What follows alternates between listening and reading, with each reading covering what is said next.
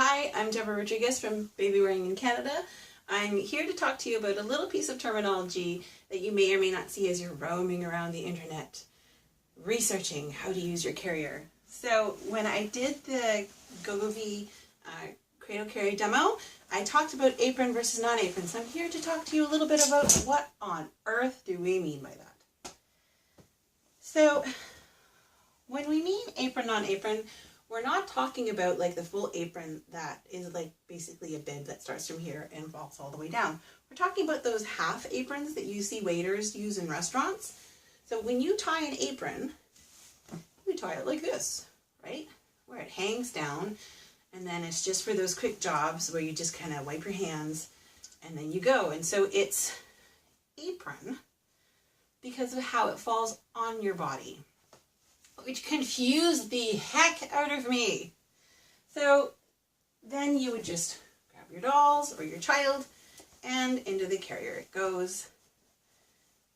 And then you get this kind of like, more of like a pocket-like seat, like as if you were using a wrap kind of thing.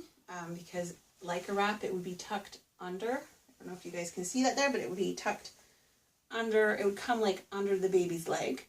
And it does make the body of the carrier shorter in a way. So that's apron. Non-apron. And this is a different brand, and you can see that it has like a square seam to the body, and this one was more, yes, sorry. Have you ever done that? Which side is up? This is angled. So that's a quick way of knowing like how the manufacturer intended for you to use the carrier. If it's angled, automatically, typically apron. If it's square and flush, it's typically non-apron. So what's non-apron? Non-apron, you can see that I've actually taken this and I've put it flush against my body because you need to see all my curves. And I should double knot that. And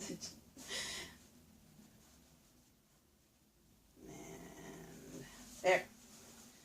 So then you can see that, and I will take a larger child for this one just to show the effect. And pull the strap out of the way. So here you can see that it works like a structured carrier. The weight is sitting on the waistband. It is functioning less like a wrap. So what are the advantages and disadvantages? Honestly, it's a personal preference for the most part. Some people like it when you have, and some babies like it, let's face it, it's not always about the parent.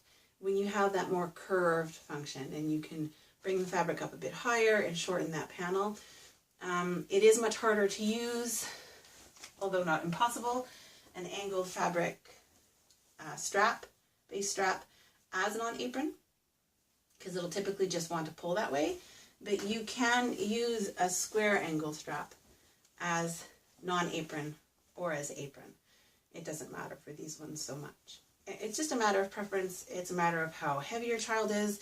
Non-apron, typically you'll have like padding in the strap or a wider strap, which will help with more of the weight transfer on the waist in some cases.